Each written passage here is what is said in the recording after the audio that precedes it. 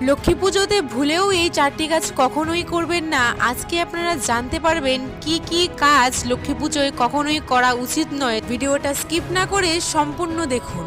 প্রথমত, মা লক্ষ্মীকে কখনোই তুলসী পাতা নিবেদন করবেন না, এতে আপনাদের জীবনে চরম দারিদ্রতা নেমে আসতে পারে, লক্ষ্মী হবেন রুষ্ট। কিন্তু মা লক্ষ্মীর সাথে যেহেতু ভগবান নারায়ণের পুজো করতে হয়, না হলে মা লক্ষ্মীর পুজো কখনোই সম্পূর্ণ হয় না, তাই নারায়ণকে কিন্তু তুলসী পাতা আপনাকে অর্পণ করতেই হবে এবং সেই তুলসী পাতাটি আপনাকে পূর্ণিমার পূর্বেই সংগ্রহ করতে হবে। এর কারণ পূর্ণিমাতে তুলসী পাতা তোলা নিষেধ। দ্বিতীয়ত, মা লক্ষ্মীর পুজোয় কখনোই ঘণ্টার ধ্বনি ব্যবহার করবেন না। ঘণ্টার ধ্বনি ব্যবহার করলে আপনার জীবনে কিন্তু চরম সংকট নেমে আসবে। তৃতীয়ত, মা লক্ষ্মীর পুজোর সময় কখনো লোহার জিনিস ব্যবহার করবেন না বা লোহার বাসনপত্র ব্যবহার করবেন না, কারণ মা লক্ষ্মীর পুজোর সময় লোহার বাসনপত্র বা লোহার কোনো উপকরণ ব্যবহার করলে সেই স্থানে মা লক্ষ্মী কখনোই বসবাস করেন না।